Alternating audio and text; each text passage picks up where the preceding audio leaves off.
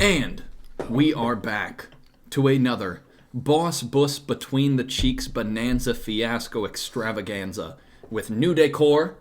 And we've got our guest co-host here, Paul, the man himself. And we've got Maximilian, our guest. Welcome to the show, Max. Thanks for having me. Yeah, of course, dude. How you doing? Doing pretty well. Just chilling? No, Yeah, introduce yourself to us. What are you about? So, I'm Max. I just moved here. So, I was in college in Milford. I'd been digging holes for essentially about 8 or 9 years. It's funny because everyone's like, what do you mean you dig holes? I'm like, no, I literally, that show came out. I'm like, yeah, that's what I want. That's what I want to be. Like, how do you do that? Like, don't go to college and don't like try and do anything else. I'm like, all right, steal some cheese. Yeah. And so I dug holes for a long time. I was like, there's got to be a better life than this.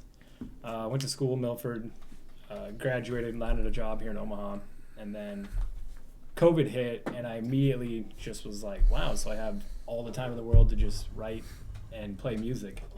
And I started and haven't stopped for about 9 months. Dude, nice. How was Milford? Where is that, Nebraska? Yeah. It's west of Lincoln, about 20 miles, and it's kind of population 400 and a couple dogs. Like, the guys in my class were really cool. You know, class was 5 days a week, 8 hours a day. And so it's the only John Deere specific school in the nation for forestry and construction. Okay. So there was only 2 of us from Nebraska, and everyone else was from Ohio, Iowa, and Missouri. It was just a bunch of like country boys just. And then me. Yeah. Dude, it was like a bunch of country boys. I was like, how'd you find that, Had to take off work during the harvest. I was like, you guys like house music, dude? You know, like, we're like bumping, like, no, we don't. Like, all right. But yeah, it was kind of cool to like come together with these guys that you never would have picked like for yourself. So Yeah. I try to call all those guys about once a week. There were 10 of us. That's awesome. Yeah, and with that small of a group, it's very that bonding really is allowed to develop. I really hadn't experienced that since like high school. You know, like I kind of lost all my high school friends because I moved around a lot, and so like as an adult, I hadn't had that. Like you're just stuck with these people, like hate or love it or hate it. So that was kind of cool. That is neat, dude. Yeah, and I learned a lot. All those guys that are in that field either grew up turning wrenches or like on farms or whatever. They're all gearheads. So it was just like I got a pretty high stimulation threshold. So it was awesome to be in a place where it was just like new knowledge. And all hands on and all working on. Yeah. Yeah. What got you into that? Like, why that career? Why working on? So I started machinery? When I was in high school. I was like, I had a goal, and that was I wanted to be a college basketball player, right? But I knew I wasn't good enough, so I just started practicing more and more, right? And so that didn't happen. Whatever.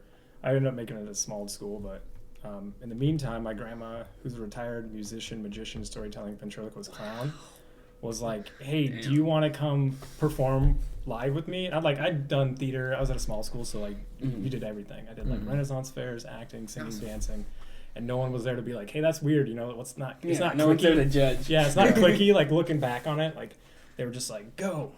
That's awesome. And so I'd been acting and dancing, and Grandma was like, "Hey, you want to come perform with me?" This was after my senior year, and I was going to join the Marines. Like, there's a lot going on. Wow. I was going to I went in to join the Marines, and it was MEPS, right? It's the duck walk, and I went in because I wanted to be. I was like, why not just get paid to work out? Like, I was like fit and that's stuff. the dream.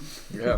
And so I wanted to go for the Marine Recon, and so I was training for that, like just trying to stay in shape like a psycho. And so I went to go get tested, and they were like, "Hey, you can't hear the highest decibel we test you for, but no worry, we'll get you a waiver." And I was like, okay. So in the meantime, my grandma was like, "Come perform with me." All right. So we're traveling Nebraska, and like we do Renaissance fairs or no. She would do storytelling, like all her whole everything, like a literal storyteller, like yeah. And so So I'm waiting for the Marines to call me back. I'm performing for like these old women at churches and stuff, and it sounds lame, but it absolutely was like not. what kind of performance? Like what were you? I was doing like, so she has a lot of like, you name the story, like African American, Spanish, Native American, just like all sorts of folklore. Okay. And so I would just do like the voices, or she'd have me go up there and she just like threw me. Listen to this. We're not going to stay on track. No, that's the no. That's so that's she would give. So she had all these masks, and they were like all these different like weird. It just covered your like it sat over your face, and there were all like these French, different like act like like show women, like a policeman, and then like blah blah blah. And like one time, I was like check it out, I'm doing all these voices and stuff. She's like, that's hilarious. Well, anyway, so I'm doing these voices for these it's like the churches once a month in this town in Blue Hill. Like the Protestants, the Lutherans, the Catholics, and the Baptists all get together, and then each church picks a different thing. Like they're in charge of the entertainment and stuff. So Grandma's like, yeah, Max doesn't know we're going to do this, but he was really funny a couple weeks ago, and he's going to do this improv thing, and just like threw me the mask. And like, I'd never done improv before. I was like 18. Get up there, kill it. Best audience I've ever had. That's awesome. Yeah, I was like, no way that worked. I leave, whatever. A week or two goes by, and Grandma's calling me. She's like, hey, you should swing by. And it was the year after I graduated, so I'm just running around. Mm-hmm. She says, hey, do you you know what, I can't, she calls, yeah, hey, I can't really wait to tell you any longer, but some lady saw you perform, and she's in charge of the school, and she wants to know if you want to come act for her at her college. And I was like, dude. Yeah. And then right after that, I like hung up. I was like, absolutely. And so I hung up, and it was like one of those weird synchronicities where like I hung up, and then the phone rang, and it was the Marine guy. Oh. And he picked up. And he was like, hey, we got it passed. Like, you ready to go? And I was like, I'm gonna go act. Wow. And he was like, what? I was like, yeah. You didn't have to really think about it. It just like I was like, yeah. He's like, all right, well, okay. Wow. So that didn't really work out, mostly because I was a wild child. So I got kicked out of that college. Got back in shape for basketball. Made a team at another place as like a music major, like a guitar major, playing basketball. I did that for a semester. I was like, this isn't for me. And then I went to digging holes. Then I thought, see, now we're coming full circle back to why I am where I'm at. Mm-hmm. Started digging holes, and then I was like, man, I really like working with my hands, and there's got to be a better way to do this. So I just started Googling the average pay of different types of mechanics in Nebraska, and this position pays the most with the least amount of schooling. So, nice. Cool. And like I said, there's none of us. I just applied for a job in Cali, and they called me back the next day. Yeah. They're needing whoever can, and there are none of us, dude. They're like, wow. No heavy, like forestry and construction. So like I said, our program there's 10 of us, right, between like 5 states, and we re-up every other year. The ag side has like 20 to 40 in a class, and they re-up every semester. So do that math. So there's hardly any of them. Yeah, dude. There's like none of us. Yeah. So do you make the things? Do you just work on like the diesel? I just fix them. Diagnose them and then fix them. Yeah. Wow. That's awesome. Google. Use the Google, man. Yeah. Use the Google, and you just put your hands in there, get cut up, full of grease. Put some bolts together. Figure out what you want to do. That's why I keep telling people, like, I'm the oldest of 8, and I keep telling them, like, Catholics, you know.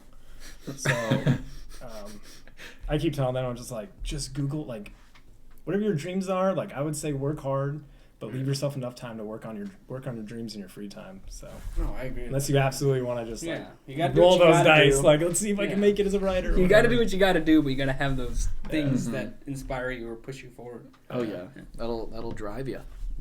It's wild that like DJing's awesome. Like I just discovered it. Yeah. What got you into that? So I got into EDM really late, and I moved around a lot, like 15, 20 times. Before. Dang, dude. Yeah, I've had like 40 jobs. I just hopped around a lot. Yeah. And so I was in Phoenix, and I just didn't. I was like, I don't need a vehicle. There are no hills here. So I just rode my bike every day to work. And while I was doing it, I was like, I gotta find some new music. So I was just scrolling through a playlist. I won't forget it. It was called Dark Knight.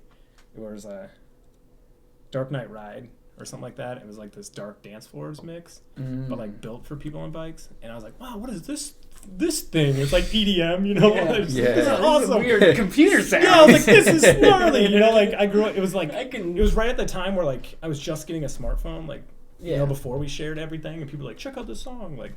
So like I thought I was discovering this new. Yeah, you were on the cutting edge. Yeah, kind of. But like the nice thing about it is, I didn't have a single person for about 3 or 4 years be like, hey, that music's lame, or look at this music. So I just gotta listen like unfettered. Yeah.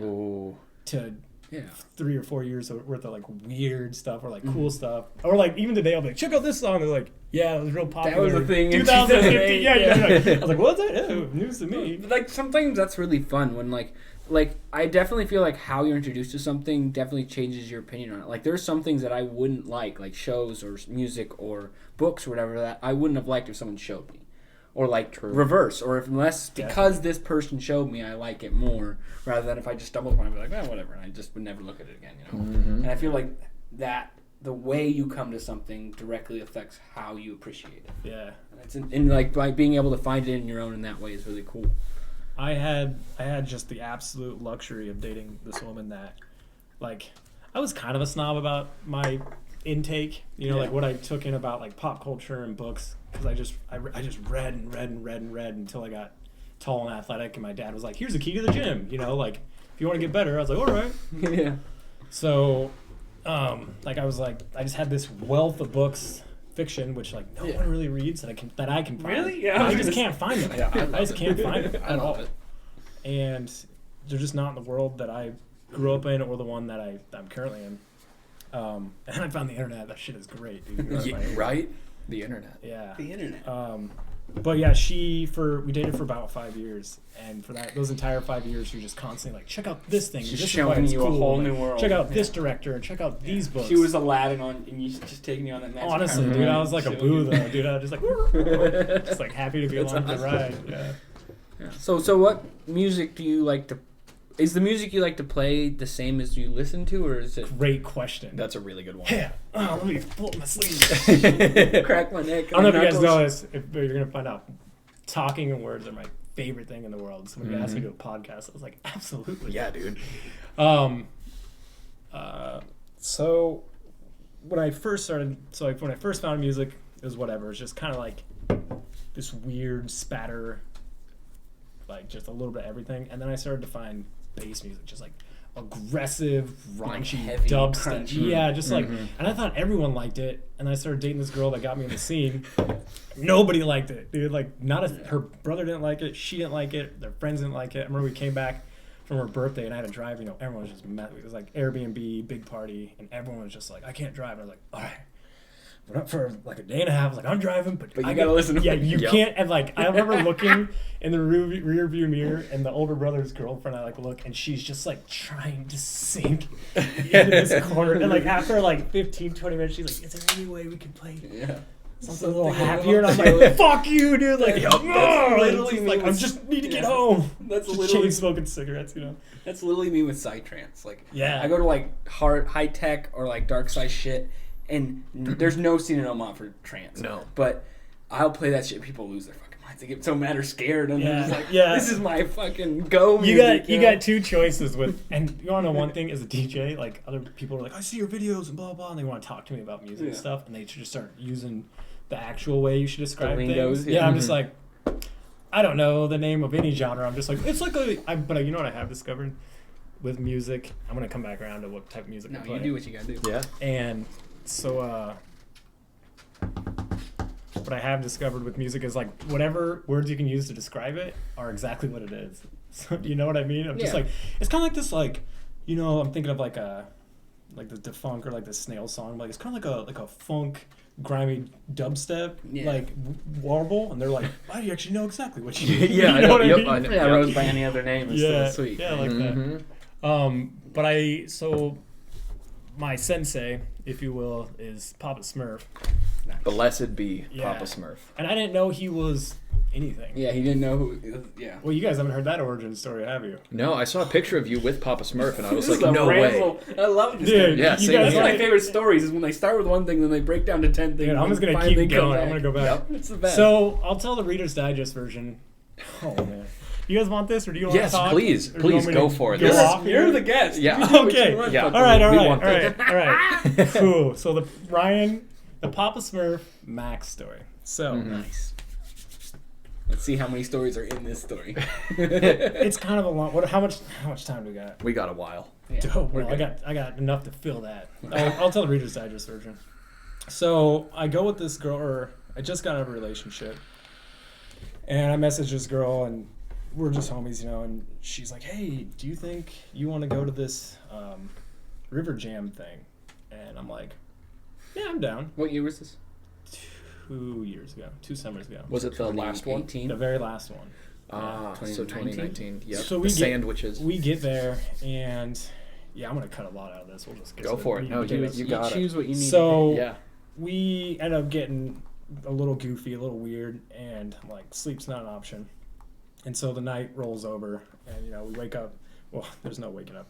We're just laying there staring at the skies. We stand up. Yeah, we're just watching things, and like the sun's coming up. I'm like, man, this is awesome. This is like my first time not at like a big name show. It's just like, I don't want to say schmooze like us. Yeah, like, it's a chill local. Like, it's just like, this is awesome. Everyone's super cool. It's like an extended period of time. You can actually like get away from the music and talk to people, which and just walk up to random people and just start talking. Yeah. Which everyone I think is pretty used to, but like it was an entirely new experience. That's awesome. So we get up and like I stand up and all of a sudden I just hear like a bass, a beat. I'm like, what is that, dude? The sun's coming up. Like everyone's done playing, and so I'm following this beat, and the beat turns into a rhythm. It's like it's like some saxophone. And I'm like, oh yeah. And so I come in and like I walk into this campsite. It's like the way I best describe it is like coming in hot with no landing gears. Everyone like different levels of fuckery. I'm just like, whoa, yeah. People just like pulling Jack, vodka, and I'm like, these are my people. I didn't know it, but these are my people. So my friend is sitting in this hammock, and like, she's just like crying. She's like so overcome with like how wonderful this music is, and I haven't really paid attention. And so I'm like following her aggressively with a cigarette so she could smoke and listen to this music. And guys, she's like calming down. I'm kind of like taking in my surroundings. I'm like, man, this is weird. Those people have a baby here. Like, what in the world? And then like all of a sudden I look at the DJ and he does not fit the mold. And like, but something familiar ringing in the back of my head. Let me describe this man. He's standing there with like stylish old man like river shoes, basketball shorts. Nice. We're making our way up. A black t-shirt with a big yellow smiley face, and the eyeballs and mouth are headphones. They're like headphones upside down, and the eyes are headphones, and it's like old school underground. It's all faded, and so like I look as I'm like traveling up. This dude is like, no one's really paying attention. He's eating a piece of pizza, and as he's bringing songs in, dude, like as he's bringing it in, like one eyebrow steeples perfectly, and he's like, yeah. He looks up, and he's like looking around at that. Nobody's paying attention to him. He's like, yeah. He doesn't care though. He's not doing it for them. He's eating the pizza. He's like, yeah. He's not doing it for them. And I lean over to my friend. I go, that guy doesn't make sense. Like the people with the baby, like the hippies with the baby, like the dude that's used to be a jock and doesn't know how to dress any different, but like likes this lifestyle. That's about it, yeah. Yeah, like everything makes sense, but this dude sticks out like a sore thumb. Doesn't make sense. He's like 40. And I'm just like, what in the world? So my friend goes up and she's talking to him, and like I've never looked at a DJ thing. I've never been within a rock's toss, like a stone's toss of a DJ booth, really. And so he's like putting the headphones on her, and she's like, oh yeah, and he's like showing her some stuff, and I'm like, I come over and I'm like, I just taken my electrical 2 class, so I was like all about it. I was like, oh dude, look at these computers, man. Like, are you trying to like almost that's an X513. Yeah, I'm just like oh no, this is real interesting, dude. Like, oh, I'm really just like all messed up. And so like she walks off, and he and I get to talking, and I come to find out he had family in Elma, so he spent a lot of time in Elma, and I'm from Orleans, which is like 7 miles down the road. And I'm like, we're like, no way, like no one knows where that's at, Harlan County Reservoir, and blah, blah, and so like we're talking, blah, blah, and trying to figure out who all we know, because all small town kids know each other. Know for real. And so I don't know what came over me. Like, a lot of people don't know this, but I'm always down to tango. Like, as soon as I find a big tough guy, I'm like, you want to go? You want to wrestle? You want to go? I saw this. Wait, were you here for this? I was in the tent. I'll tell you after. Did we you come continue. into it? So I saw this. I saw this fucking you already happen. know this is going. So I'm standing there, and I don't know what look came over me. But all of a sudden, Ryan looks up, and he goes, you kind of look like you want some of this. I don't know any of this dude's history. I don't know this guy was a 3-time undefeated state champion at UN or at Kearney, and then wrestled at UNL for 4 years. I just see this old 42-year-old piece of shit that maybe looks like he wants some of this shit. And he's like, you look like you want some of this. I shake my head. I go, nah, dude. Like, I want the whole fucking thing. And I just jump in and grab him, and it's like grabbing a rock. And like immediately I'm like, I've made a mistake, but there's no backing down. I'm not kidding you. I'm not over exaggerating. Like I'll fluff some stories every once in a while. Yeah. We wrestled like throwing each other around for almost 2 hours. Like, it's amazing. Like, remember how I said everyone like looked like peaceful? Ruined it, dude. We're going into fire pits. We're going into tents. We're going into just people. rolling. We're like rolling. It's funny because we're like rolling over and they're like grabbing Jack Daniels. People are on the outside like, these guys, like, it comes out like, what's going on? It's like, I've been doing this for an hour. The funny thing is, everyone's going, it's just Papa Smurf. Like, they just, I didn't know he was just like like this figure. Being and this entity. Yeah, so I ended up getting stranded there. That's a whole nother thing. It's another Reader's Digest. Yeah, just forget that. Forget that. Yeah.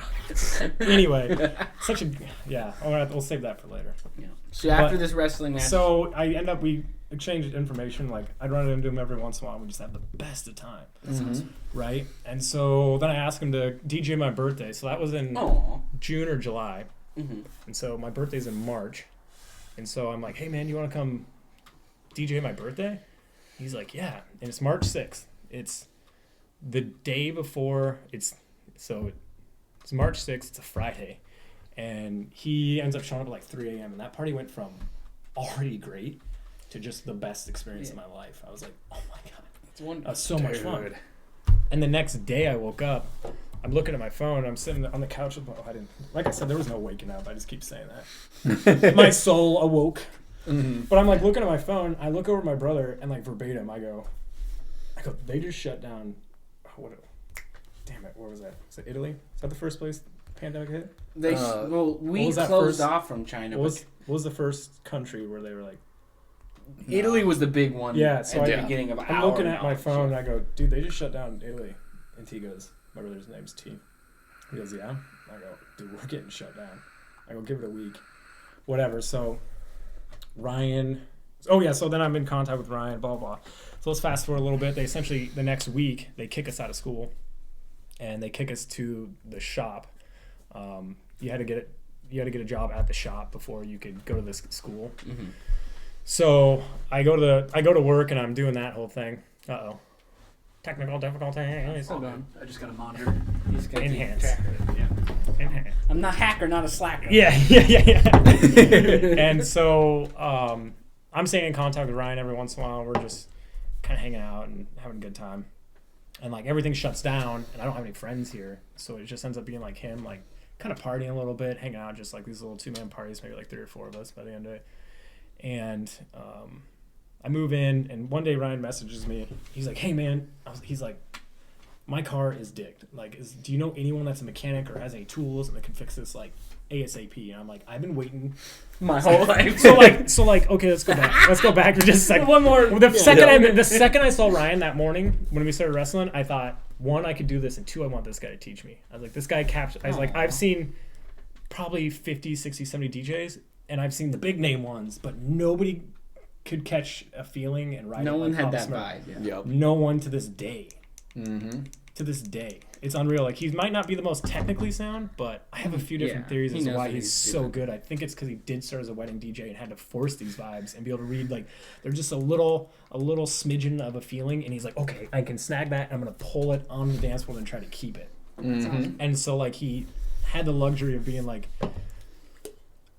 it's not like, you know, like when we're DJing, everyone wants to be there and they want to dance. You know, like weddings, some people are like, I don't fucking want to dance or be here, but to try and capture that. Anyway, getting sidetracked. And so he messaged me that, and I was like, well, I don't know if you know this, but I am a mechanic and I have tools and I could be there tomorrow. And like that day I saw him, I was like, I want to do this. I want him to teach me. And so we, I fixed this stuff, and you know, I ended up saving like $800. And so he's like, dude, can I pay you like a couple $100? And, you know, like me, I'm just like trying to build the story a little bit. I'm like, no. He's like, $300? I'm like, nah, but I kind of thought you could teach me how to DJ. And I didn't want to bring it up because like I've heard even when I was hanging out with him and like when I was a little bit like with guys like you and them, like guys that go up, people come up to me like, can you teach me how to DJ? Can you teach me how to DJ? Yeah, I mean that's like kind of a thing. It's never gonna happen. Like they just say it and it's kind of annoying. So I'm just like waiting for the perfect opportunity. And you're like, he's in my trap. Yeah. Got him. You literally can't say that. I got him where I want him. He was like, really? He was like, so you haven't been joking about that for the last 6 months? I'm like, I wasn't. I just know you get it a lot. So I waited till you couldn't say no. Caught you. And so he was like, all right, well, give me like a week and I'm going to set up the dojo is what he kept calling it. I love that. I'm going to set up the dojo. And so I get a message from him and we're still like kind of friends. We're really not that close. Mm-hmm. And so I'm just like, all right, dope. And so he messaged me, he's like, swing by, check out the dojo. So I show up and he opens the garage door and he's got like all these lights set up, and he put in a carpet, and he put in all this stuff, and set up the DJ booth, and set up the speakers, and set up the DJ stuff. And I was like, yo, dope. And I thought it was going to be like this really, like, what would you say? Like super technical. Inclusive, like it was going to be like, not inclusive, whatever, super technical. Super like step by step. He goes like this. This is all of the training I've ever had to date. He goes, all right, come here. He goes, that's how you bring the songs in. Highs, mids, lows, shouldn't have to explain that. This is how you find the songs. This is how you beat match. This is how you slow one down or speed up. He's like, there you go. And then I was playing and I like, he's what was like your initial reaction to that? We were like, and I was like, dope. All right. Okay. All right. Cool. So I like go in, like he'd just be chilling in the bed. I go in, I'm like, hey man, is it cool if I come back tomorrow? And he's like, yeah. And so after I did that a few times, I'm like hooked on this immediately. I was like, I just kept asking, "It's cool if I come?" He's like, "Yeah, whatever you want." I was like, "Do you mean that, or are you just saying that?" Yeah, you saying that because I asked, or are you saying that because you? He's like, "No, whenever." And then I realized, oh no, he legitimately is like, "Come on, whenever." So like 2 to 3 days of practice turned to 4, which turned to 6, which turned to 7 weeks. Okay. So I'm just there 7 days a week. We're hanging out, having a great time on the weekends. My buddy comes back. He lets us use his lake house. We go there every weekend for like 2 or 3 days, and so it's just like, like I would get off work at. Like when I was talking earlier about the basketball, like I was like, I knew I wasn't good enough, but the amount of hours you put into something is directly proportional to how good you are. So I was just like, I'll just shoot 1,000 more free throws. I'll shoot 1,000 more. So I was just like, I get off work at 4, hang out with Ryan until 4:45, and then play till 9 o'clock for like 3 straight months, 4 months. So I went from like shitty DJ to like just around average. I'm like, I'll take that, just like go. And that's how I got into DJing. Oh, and then the final part of that question you asked. I play house, so Ryan was like, just use my music, and he's all house, which I had never really had any experience with, but I love to dance, and like, I love bass, but this was entirely new. Yeah. I was like, oh, this is gnarly. So I've just been playing house music since, and trying to dive into that. I've just recently started to try to get back to my roots, but I was like, oh, I can mix house, I can mix this stuff, right? And I was like, all right. Yeah.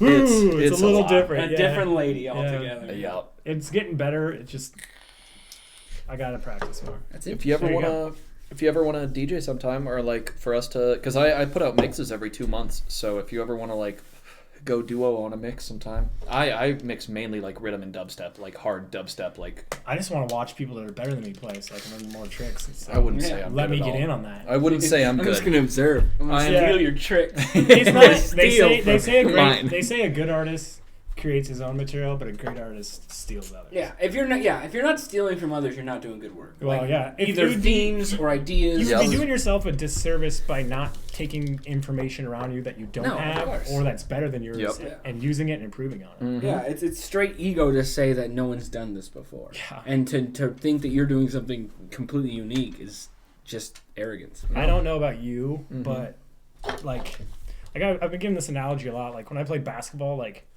Your body can only do so much. Like, there's like where you can like forget pain and be like, I think I broke my ankle, but I'm gonna keep playing on that. Like you can like beat your body, but there is a limit. You can only jump so high. You can only run so. Like I would jump rope for an hour a day. Accidentally became a shuffler. People were like, where'd you learn how to do that? I was like, I jump rope for an hour a day, dude. I was like, because I was like, I'm too slow. I do foot quick drills, but like there were dudes I realized like when I started to play in that upper echelon, or even like the lower of the upper echelon is like they put you on ice skates. I'm like, dude, I'll never be that good. Mm-hmm. And that wasn't like a defeatist thing. It's just like, a recognition of limits. Like, damn. But then with DJing, you watch somebody do something and you're just like, oh, I could do that. Yeah, you're just like, I'll just practice that until I can do it. Like there's no sure, people might have a better ear and better timing, whatever. You can teach yourself that, or just with enough repetition. Just straight, Music tends to just make sense. Yeah. Because it makes sense. And that's, I mean, that, and then I guess I'm not a DJ, so I can't say it, but like with music, there is that, like if you're good enough, you can play this song, you can play this instrument, you can play it. But then there's this musicality to it where it's like, it's not about playing fast, it's not about playing technically, it's about kind of feeling it on top of that. Like with your story with Papa Smurf, where he was like seeing the vibe of like trying to build this in the room. That's something that really can't be taught as much of how to play stuff. It's more feeling the vibe or seeing the understanding of things and bring that in. Because like anyone can play the notes correctly if you try hard enough, if you work hard. It's not easy, not trying to be dismissive, but there is a level of just feeling that style or being able to put that emotion into your music or whatever. The groove. I've talked to as I'm getting a little bit more comfortable like identifying or like bringing that under my mantle of things as a DJ. Like I've been talking to other DJs. I've heard it. It's every DJ that I've gone on this subject with. I'll scoot forward a little bit. Every DJ I've like we've gone to this subject with. It was like 3 out of 3 or 4 out of 4. Each one was like, "Fuck the crowd." I was like, or fuck the audience. And I was like, no. I was like, we're playing two. I was like, we got two entirely different mindsets. And I think it's okay to think that, like with a lot of these people that are producing their own music, they're like, I'm creating and you're going to do this. Like, yeah, dope. That's awesome. You should do that. But I'm thinking more of like those, like, I want to be like the age old, like troubadour that's, it's cool to do whatever, but like you're walking into this group of unknown and trying to like cause them to feel something. You see the situation. Yeah. You got to look at how you can pull the strings in order to pull them your way. I just want to be an instrument for the people around me to have more fun. Yeah, and it does require some of doing what you want, but it also requires of recognizing the stipulations or the things around you that you can evolve that into. Yeah, and if anything, I think the thing I've discovered at the very end is other than when there are other DJs there, 99% of the people are just like they don't care. Yeah, they're just like it's all song selection and just transitions. It's just the bare bones. Yep, transitions. Some of my really favorite mixes online that I find because like SoundCloud is awesome. If you start listening to mixes, they're like, oh, we see you're listening to these. Here's some new ones. More. I'm like, great, auto Shazam. Those are mine now. But I'm like, fantastic, dude. Yep. Because these are like all no-name people making these awesome mixes with like essentially the hottest or like most underground songs you can find.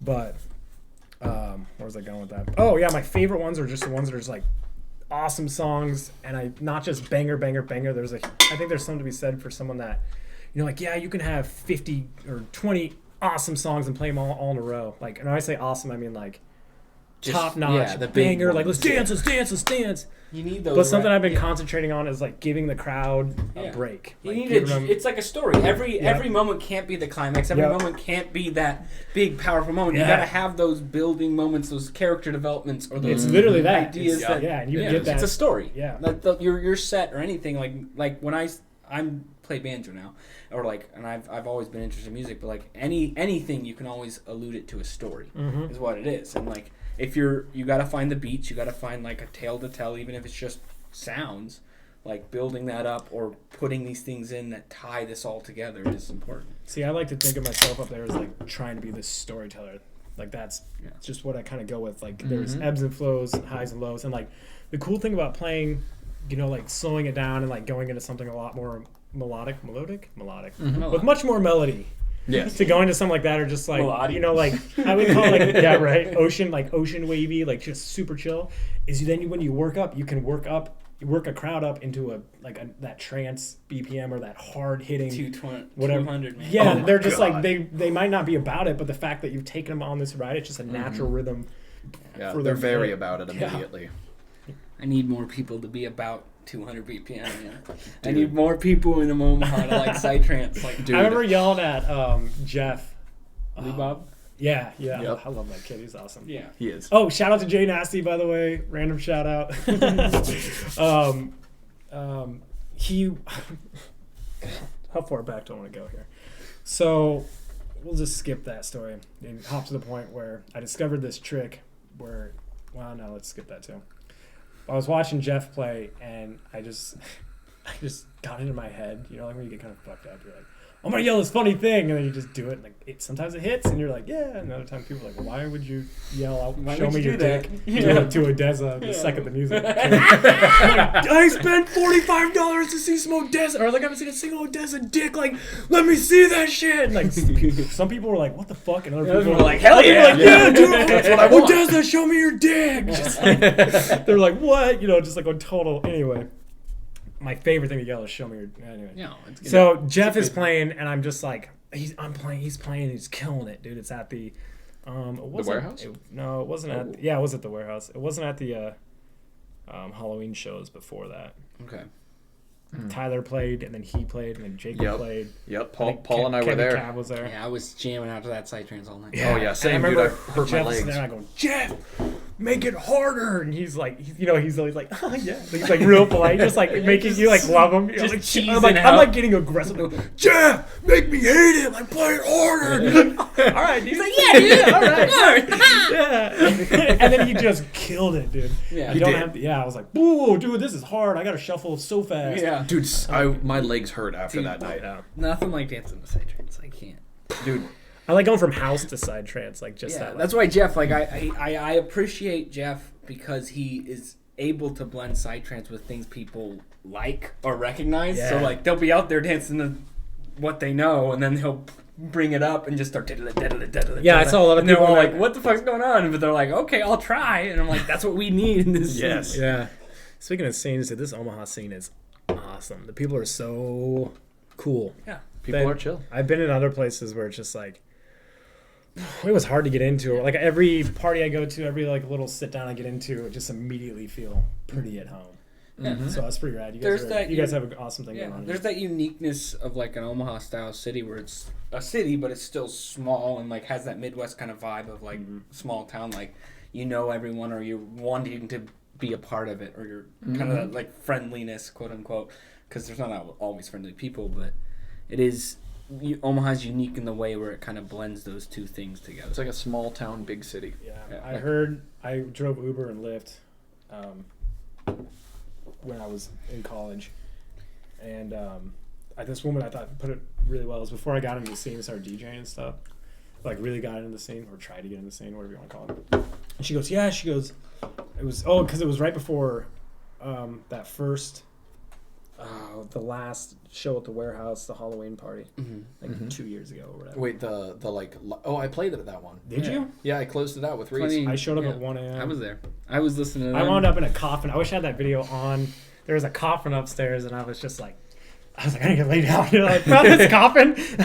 There's a video of me like in this coffin, and this dude just like opens it, whatever. He's like, dude, can I record you coming out of that? I'm like, yeah, wait till someone comes by. Yeah. And so there's this video of me like in here, and this girl comes by and opens it, and I'm like, hey, and I'm like smoking a cigarette. She's like, ah! I like come out like I'm like, yeah, whatever. Man, I don't remember what I was talking about. Something about that place. Before we get too far off, I need to tell you my side of what I saw that River Jam night. Oh God. With Papa Smurf. Or my side of the story. It was great. But so we had camped, and it was like that semicircle. It was like a semicircle of tents. Yeah. There was no DJ booth set up. There was nothing set up. Reese and I had a chug off where we each shotgun beers until we couldn't. The stick I made was their prize. Yep, the prize was half off a Paul stick. Yeah. So we got that Paul stick, and then Paul made us sandwiches, which was peanut butter. No, I made you peanut butter and jelly tacos, but they turned into sandwiches. Though. Yes, they turned into sandwiches. And I say that... Oh, wait, you go. Yeah, I would say that because Paul's hands were covered in sand. And he rolled up these tortillas with peanut butter and jelly, but there was so much sand, and he gave it to us. It was crunchy peanut butter, but I made it way more crunchy. Yep. He gave it to us, and we started eating them, and we're like, there's so much sand in this, Paul. And he's like, it's just grit.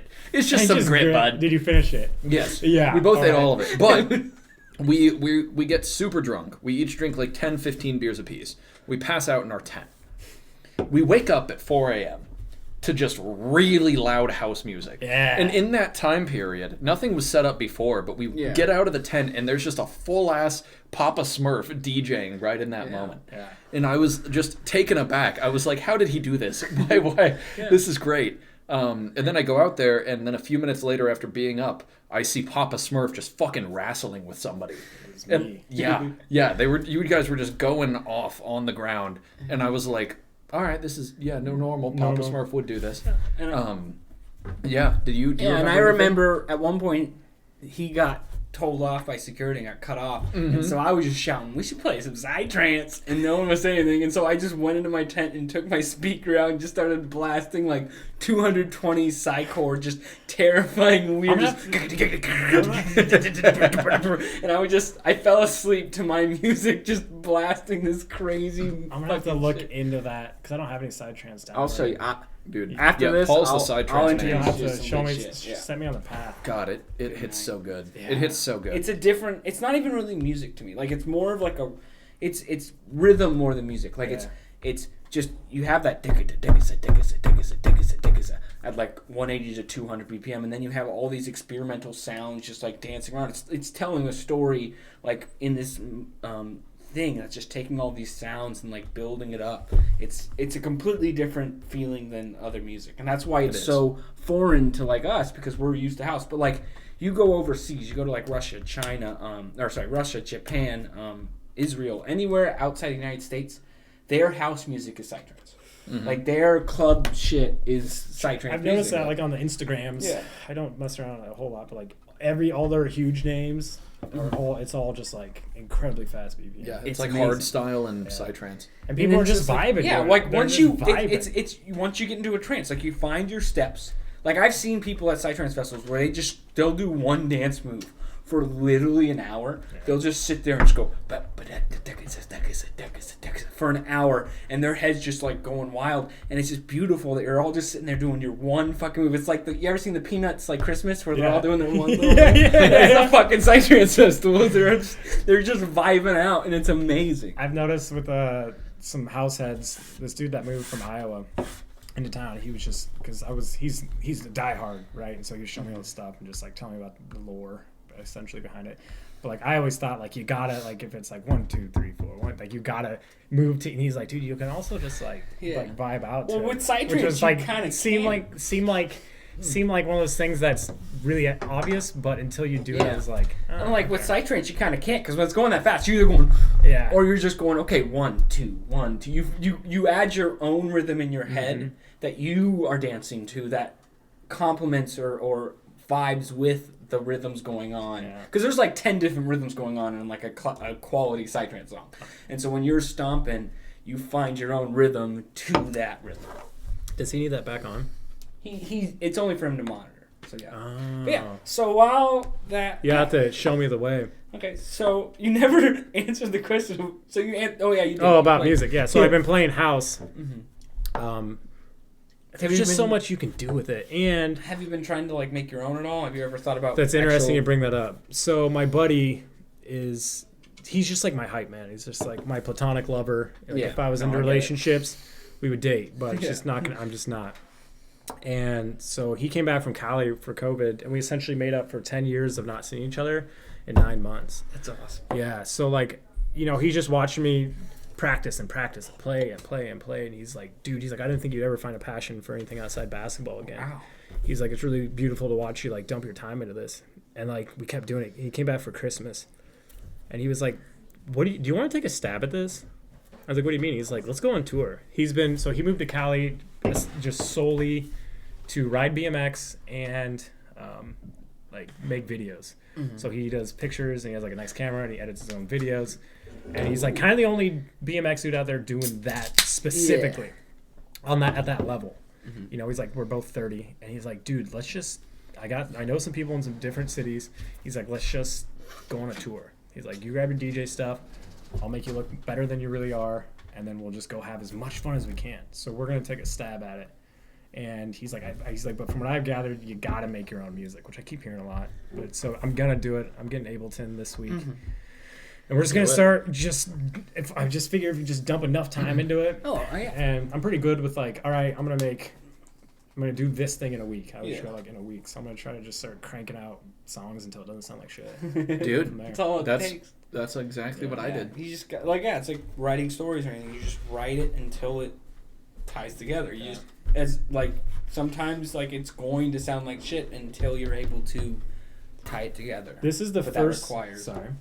This is the first time in almost a decade that I've had free time because I've worked like 90 plus hours a week, or like when I was in college, I had 7 jobs, 7 days a week, and classes 8 hours a day. So it's just like I just haven't had free time to really explore. Like, sure, I was causing myself a lot of pain and suffering. So like the art was good, you know, like the writing was good. I was just like going crazy. Yeah. And now I only work.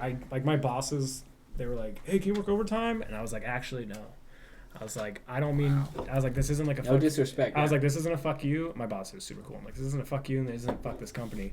I go, but I have something I've never had in my entire adult life, which is free time, and there's just no amount of money you can pay to give me that. Yeah. They both looked at me, they go, yeah, we can't even be upset. Like that's fine. that's a good You know? honest answer. Yeah, I'm just like, I try not to lie, Yeah. and As so you should. yeah, I've just had time. I'm like 40 hours. Like, look at all this free time, dude. I got 4 hours a night to do something. It changes things. Yeah, my weekends are free. Dude, that's the best. I started bartending though again, just because it's such easy money and it's kind of a sweet spot where people are going out and kind of feeling bad for bartenders and servers. Yeah. So, I'm like, wow, you're tipping appropriately, awesome.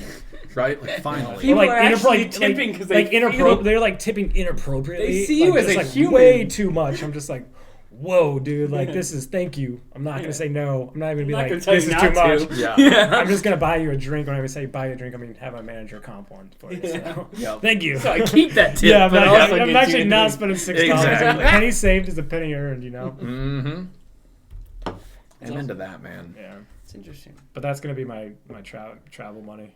So we're going to take a shot at it. We're going to take a shot at like a little mini tour. When? Do you know have like a I said timeline? before August we're going to do at least one. Okay. So. And have you made any songs of your own yet? Or? No. I'm just going to start with that. Dude, if you ever want Wherever you're going, yes. yeah. If you ever want anything, yeah. Please. I'm here to Give help. it to me. I got Mine. yes. I would love to learn, dude. Yeah, it's very easy. Not easy, but it's like once you get it, you're like, okay, I know how to make It's this simple sound hard good. work. Yeah. Like making a walking More stick. tedious. Yeah. Than Yeah, anything. it's not even tedious. It's like it's more so if you can translate the ideas in your head to the computer software, you're golden.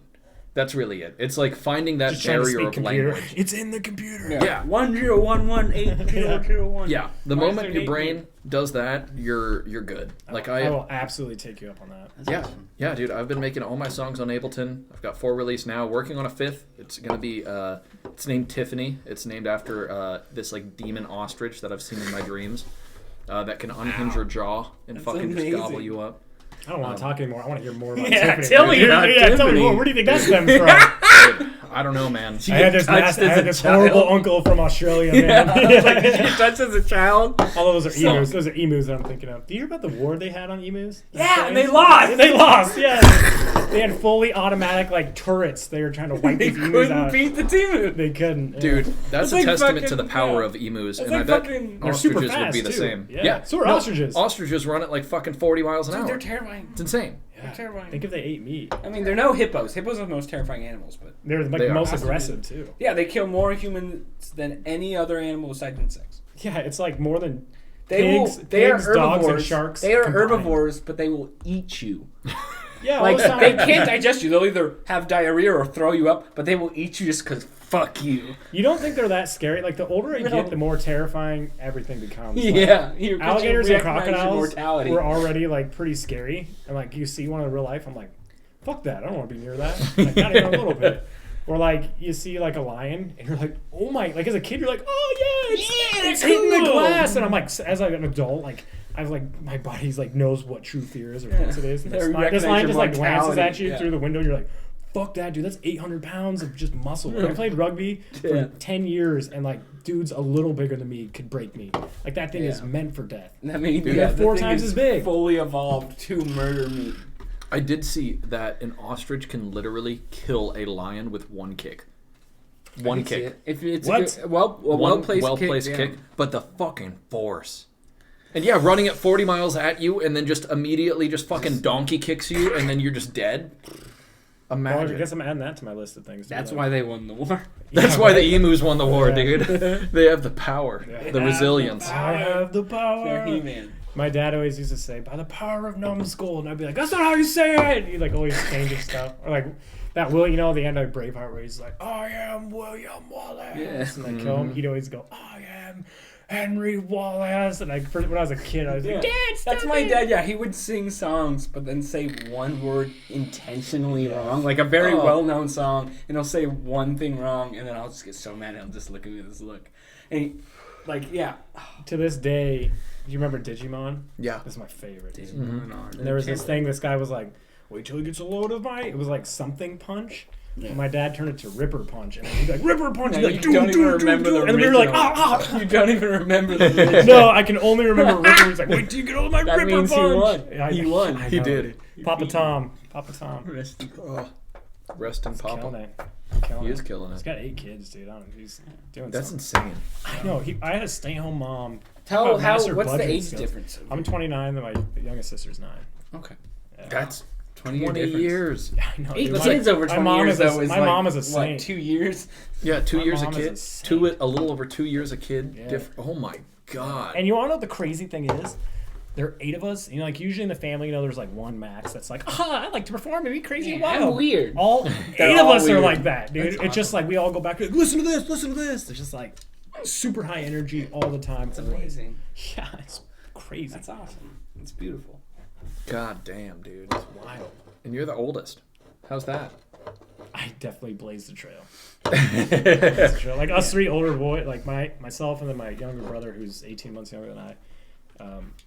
We just absolutely blazed the trail. Like, you guys can do whatever you want now because we've done it, got caught for it, got in trouble for it, or failed at Yeah. it. So come on We now. made punishments less severe and Yeah. also expectations Way lower. way lower. What was like? It was yeah, it was like us two. It was like us two who got kicked out of college for like everything in the book, like jail time, in trouble for everything. Like real rough, in and out of jobs, in and out of relationships, like moving in with women before we were married. Just like real rapscallions.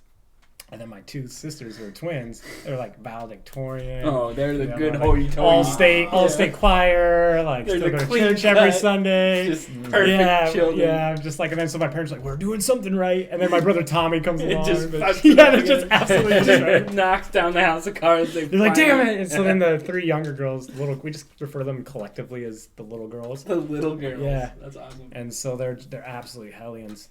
Like at least I follow the rules and stuff. They're just like, we're gonna do whatever we want. Part of me is Your like, parents are part of me is like, yeah, rebel. But then part of me is like, our parents are cool. Stop Yeah, and being- your stop parents being are at a point dickheads. where they're like, your parents are at a point it's like, what are we Dad's gonna do 58. anymore? Like, take it easy. We're trying to put him out to pasture. Like, Also, there's one of those under your feet, Paul. ooh. You're like a magician. I Oh, am. there. Yep.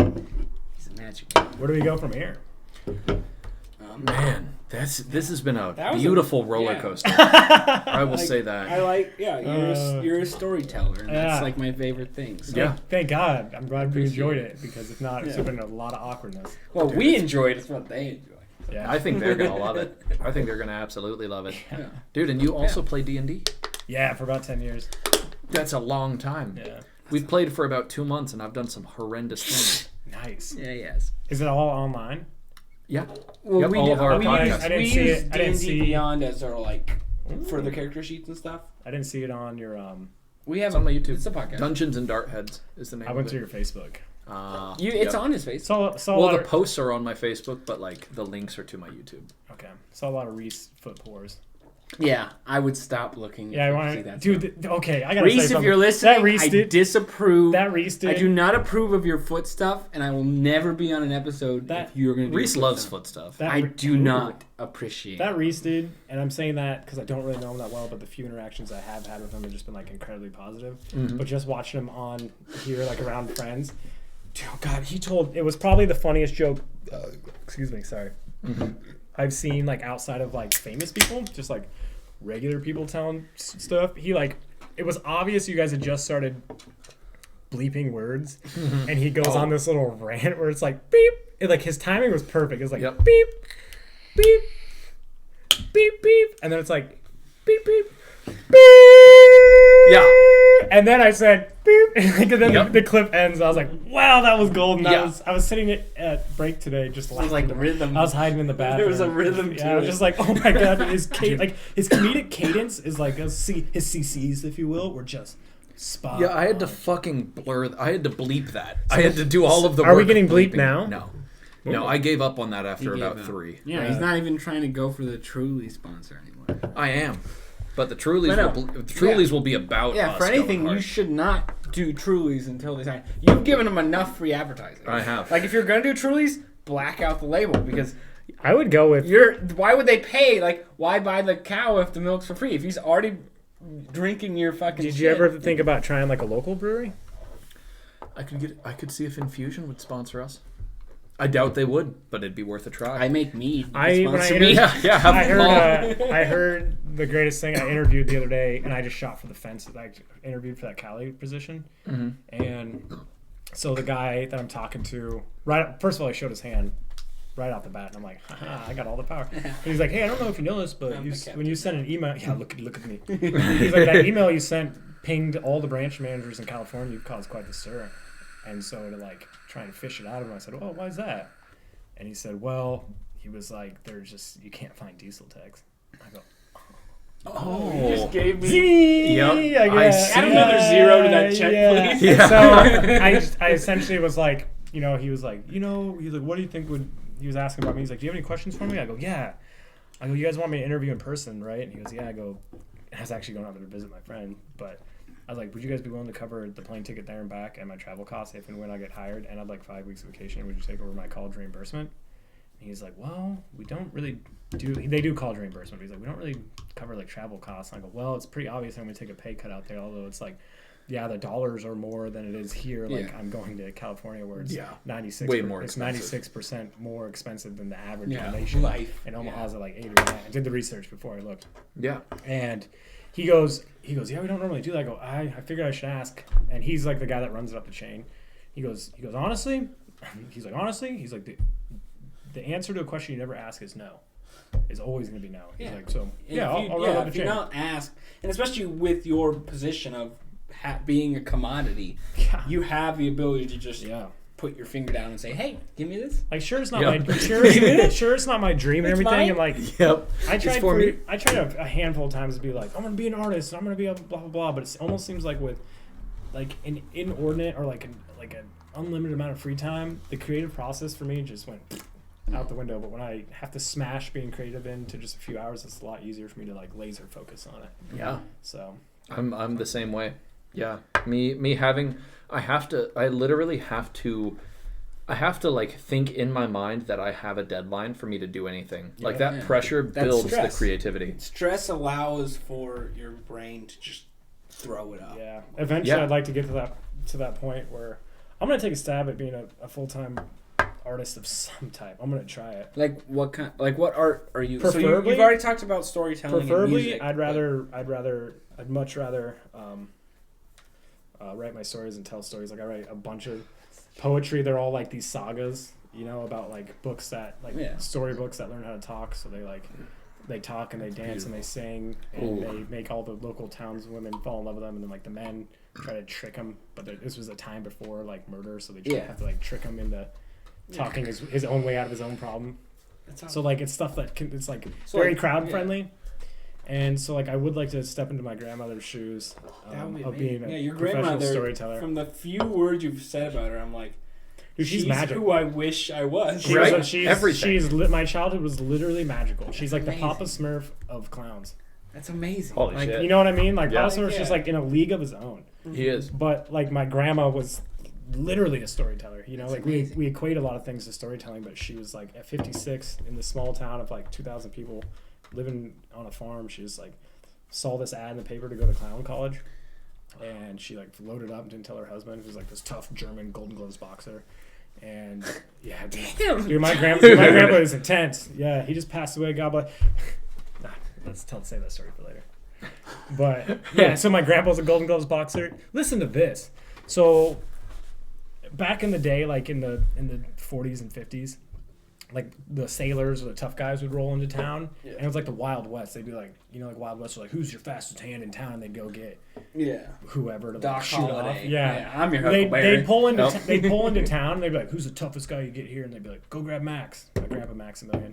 So they'd go get him off the farm, and he'd just like tango with these dudes. That's amazing. And he's like a merchant marine. He's got these stories about like fight. They'd be like, they just call out state. No one had a real name. They just had state names. So they'd be like, Nebraska and Arizona. And you go out there and just like fight That's amazing. these dudes. Like, Oh my god. So he was like they just were. So he was that. And He your was grandma kicking was the her. like absolute counterpoint Just to the each other. fucking- That's with the gold. fucking, Yeah. That's like, gold. Yeah. Power couple of the century. Dude, yeah. And my grandpa's built like a bowling ball. He looks like what's that? The big black dude, really aggressive, beard. Kimbo Slice. He looks Yep. like that, but shorter. Wow. Just like And white. fingers like this. Fingers like this. But yeah, he's got like the same build though. He's just like built like a bowling ball. And then Oh my my dad, God. so he was like a bruiser. So like he was one of those guys where, like some guys try to dodge.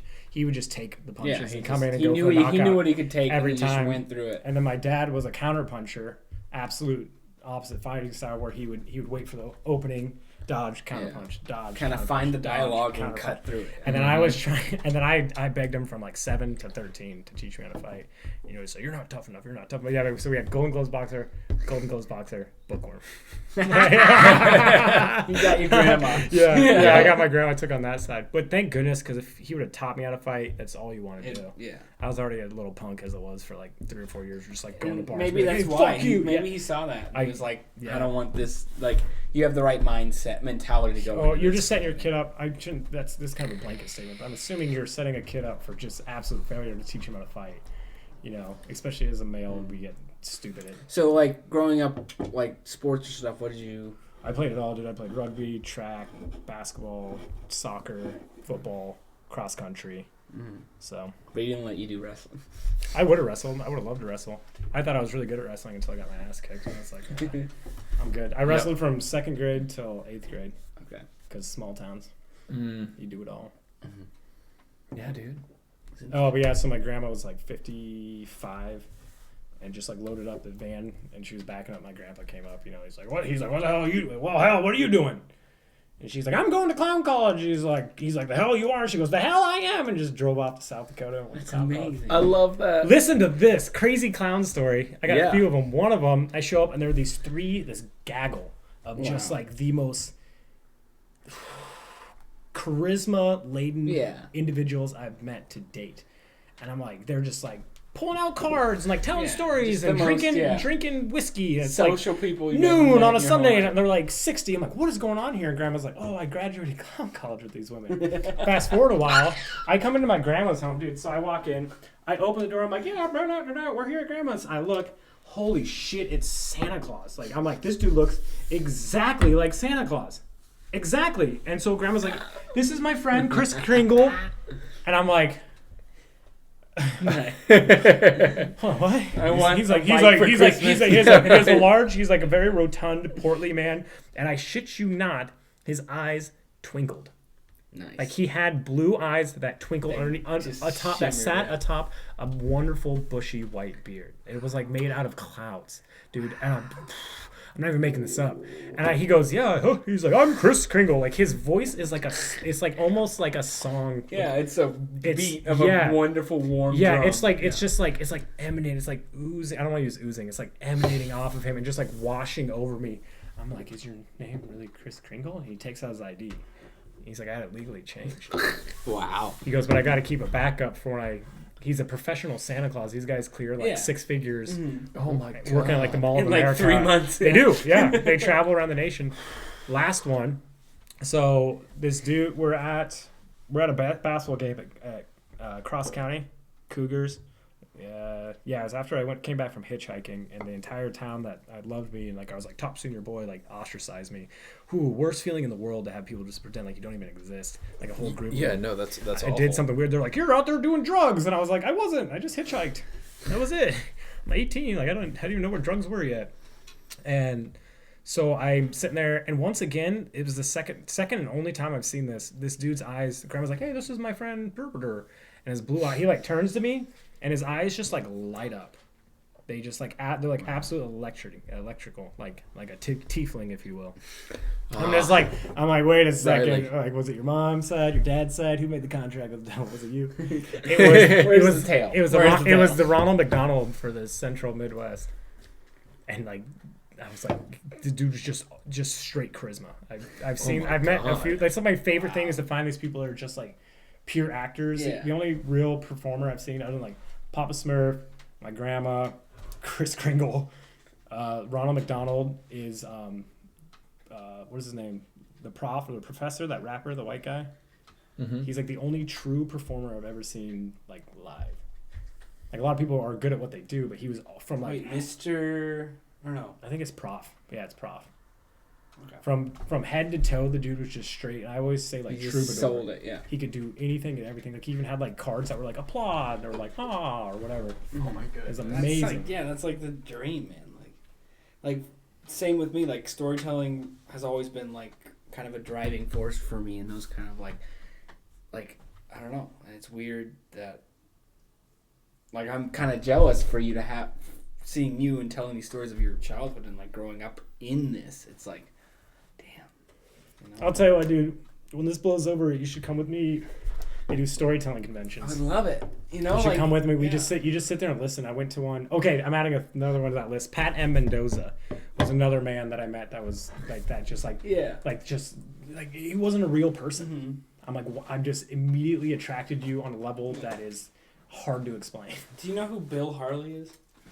Okay, he is like a storyteller that kind of I'd put him on that same level. Yeah. I grew up with him. Like he just has this energy and just how he talks. Like he tells stories. Like he's a 60-year-old man, but he'll tell a story as a first grader, and then like embody a fucking first grader. Right. And like it's just like something about it. And then he'll take these tangents and then like start with one story and then have like 8 stories that tie into it. It's just like.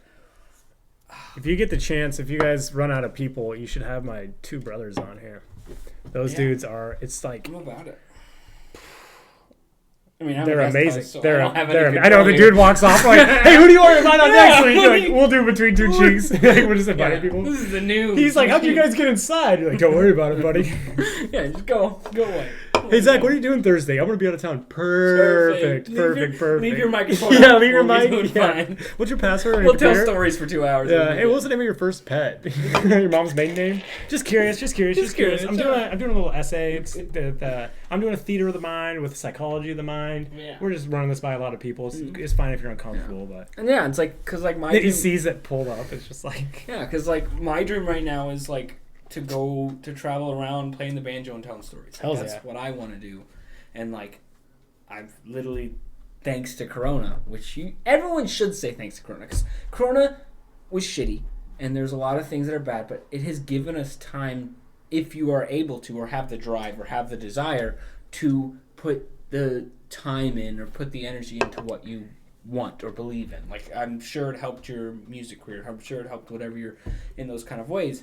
And like it's allowed me to put way more time into storytelling, like writing stories, either D&D or just like my short stories I write to play banjo or whatever. And like like there is a lot of benefits personally that coronavirus can allow if you took the time to do it. Let me tag on to that by saying I acknowledge that Corona has been just god awful for some people. Yeah. And in that same breath, I have to say it was hands down the best thing that ever happened to me. Like this, like personally on an individual level. I'm like the nation for everybody. Like you can focus on that a lot. Yeah. I get it. I'm not being like I'm not trying to disingenuous. dismiss. Yeah, I'm not trying to dismiss. I'm not trying to shit, dismiss yeah. people's the way they feel about things or like the suffering they've gone through. But just for me personally, it's just like. It's allowed Dude, you. it's just been the best thing that's ever happened. Yeah. And it's for the longest time I thought it was really like haughty of me, Hoity-toity. haughty, like haughty of me, like hoity-toity of me to like be like I want to be a storyteller, I want to perform, and the world's my stage. Like I thought that was like a shit thing to do, but I think with all this time and time around people, and like we're hanging out for 2 or 3 straight days, like your phones eventually get set to the wayside, and like my friends are telling me about like I experienced something I never experienced before. Like Papa Smurf and my other friends, we're getting to the point where we're just laying there, and somebody's like, yeah, you know, they're just like, when I was a kid, my aunt used to do this thing. Like, it doesn't have anything to do with anything other than the fact that it was just a pure thought and a memory, and they just wanted to share it. And so I got to experience this like probably a couple dozen times, like 2 or 3 days, you know, you're just hanging out at the lake house or the house, and like we were like all stripped to our core, and like I got to see like pure hearts. You saw for a second. you saw the Like, which is energy amazing, underneath. dude. Yeah. I grew as close to these people as I do my own brother. Like, and I always say, my brother and I always say, like, we were super poor growing up. Well, my dad budgeted very well. We just didn't do shit. You know, we were just brought up on love and sarcasm, which is the perfect combination.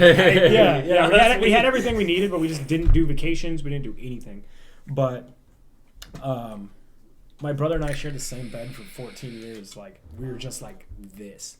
Like, absolutely, like almost like twins, where we're just like finishing each other's sentences and stuff. And that's how I feel about Ryan and my buddy Nick and a few others that were with us this summer. So yeah, I feel it's just like eternally grateful. I can't tell how many times I was just moved to tears. I was just absolutely. But I've cried a few times from being happy. But I mean, like, I was like, you know, when you're like sobbing, you and they're like, and like my friends are, you know, like they're on that. They're just like, I get it, dude. They're recognizing you're recognizing the power of just the like, I situation. love you guys. I've never had friends that actually care. Like, I've had friends I thought did, and like I love pretty intense. I'm like, I'll do everything and anything for you, and so I do it, and the next thing you realize, oh, they never, like, you ask for a little thing, it just doesn't happen. And so you're like, oh, love is, God, I mean, dude, my heart is just absolutely broken. I feel like maybe I don't matter, you know, just after like repeated time and time again, when you're like trying to be everything for somebody or like a group of people, and they just use and abuse you. I've always, like, oh, you guys just care about the party. I see now. See, I've always subscribed to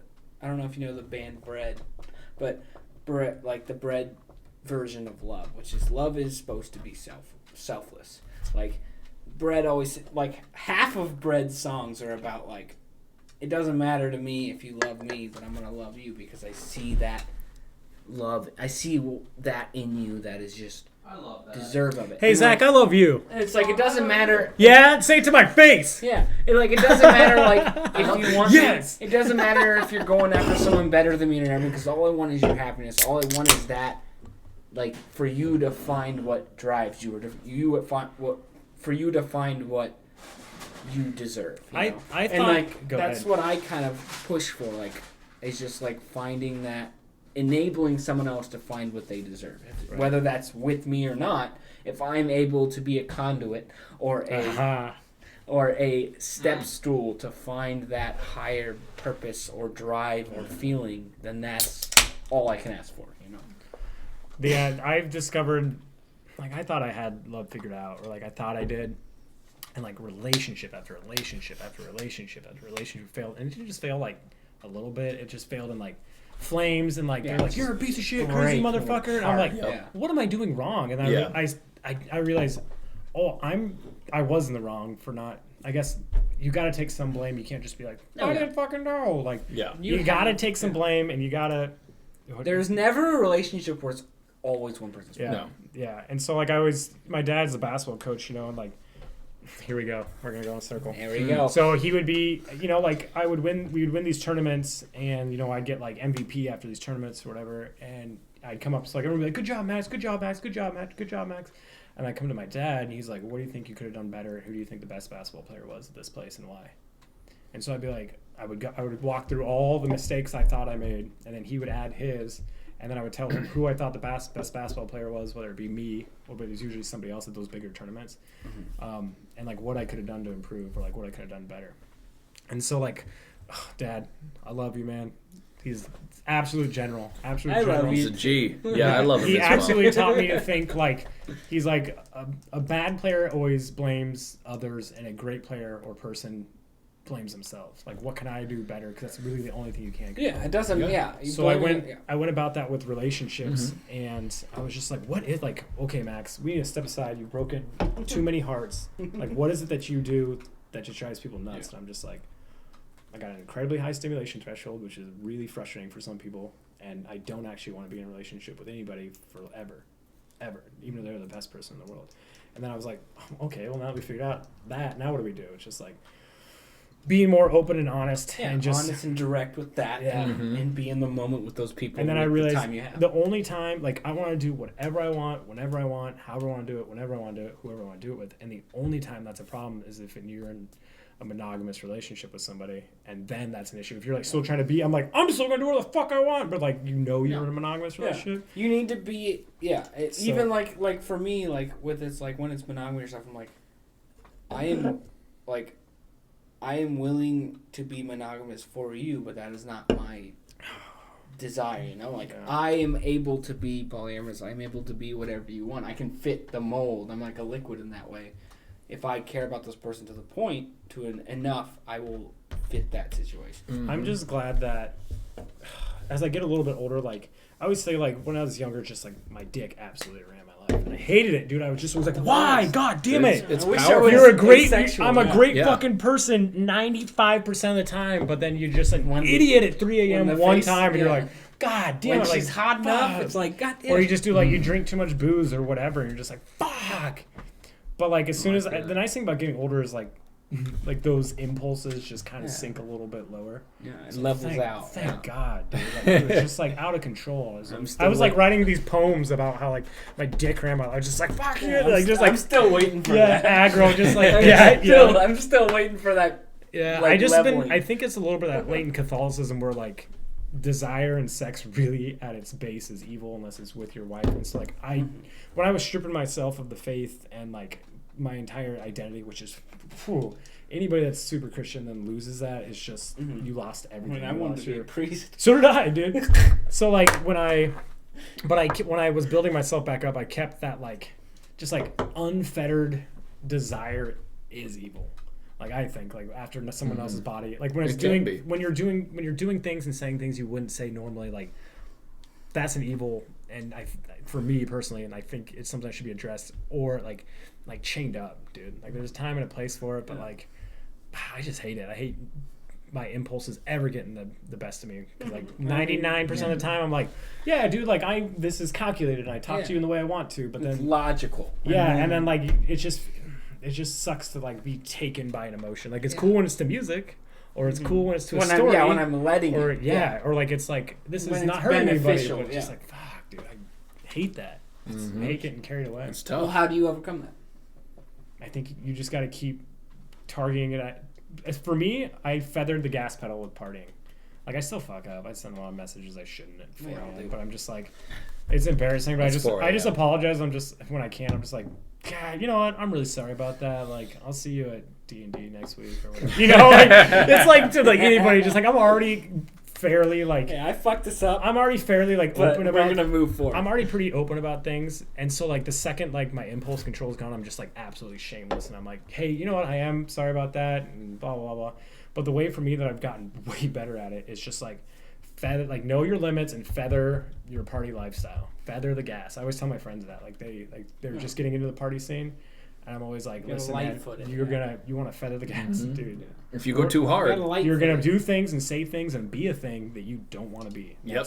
And then you'll have to backpedal, and it's way easier to feather the gas than to backpedal off Yeah. of the gas and That's brake. that's You like, gotta- so I'm like, yeah. you know, some people when they first get into that lifestyle, they just want to like lose themselves or go as hard and as deep as they can. Which That's why you just gotta dance. Like, That's when why- you're dancing, nothing's wrong when I've you're dancing. That's essentially- true. You can't fuck shit up by dancing. I've essentially No. kind of 0%. become like a little rave daddy for a few people, and I'm just like, listen, these are the mistakes I made. These are the mistakes that you can avoid by doing this, and it's just like feather that gas, baby. Keep your Yeah, consciousness. one step at a time. Just dance. That's what everything is, a dance or a story. Like you just gotta find like the moves and you gotta find the rhythm to it and just like let yourself find the pace and don't go too hard, don't go too soft, don't step on people's toes. Just find Apologize a when you do. little, and if you do, yeah, of course. Admit when you're wrong, be honest to yourself and others. Like that's important. And on that note, such a powerful note to end on. This has been incredible, Paul and Max. This has been a great time. You're going to see us DJing in the future. Yes. Hopefully, we're going to see Paul on future podcasts because I fucking love him as a co-host. And You're just saying wow. that. No. because we're lying. You know I'm not. You know I'm not, Paul. I speak the truth. Thanks for having me, man. It was a lot of yeah. fun. This was great, dude. I want to have you on again. Yeah. We're going to DJ.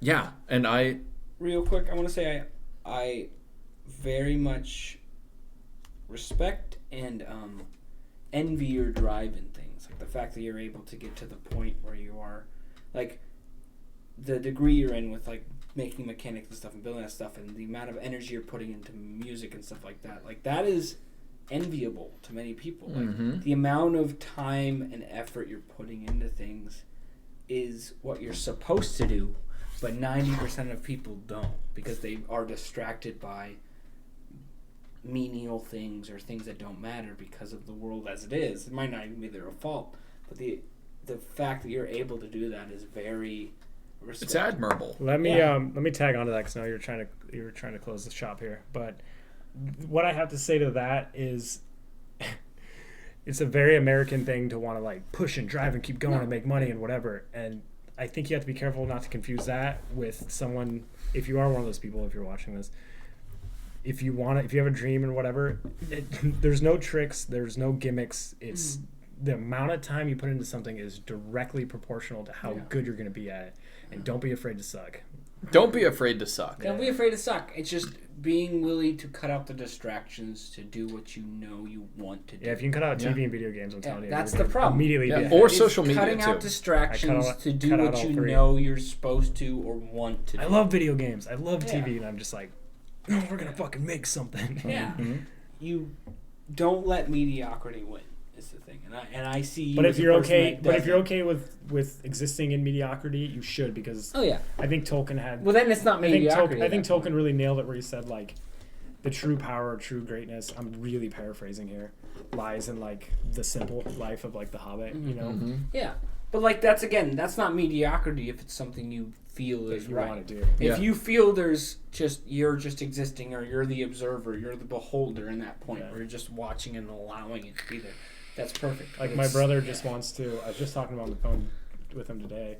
He's just like, dude, I just want to coast, man. Yeah, I just want to be a cog in the machine. Just let myself. Yeah. And I'm like, and that's beautiful in its own extent. It is. I'm eventually gonna get there, or maybe I won't. Maybe it just keeps evolving. Maybe it just keeps going. Is you know what you want and you push towards it. That's what's important. That's important. Yeah, check back in me in like 8 months. Let's see what happens. We will. Let's see what happens. Yeah. Next episode with you is in 8 months. Yep. We will do it. Wow. Thank you to all those who is listening. If you want to buy this, it's on our store on Teespring. If you want to buy any merch, thank you. Shout outs to Anchor for hosting the podcasts, and shout out to whoever's listening. If you listen to this point, please give us a like. It would mean a lot. And yeah, have a fucking great night. Thank you so much, Max. Thank you so much, Paul. It's been incredible. And thank you, Zach. Yeah, thanks, dude. I really love this. Giving the platform to have these conversations. Now shut up before I change.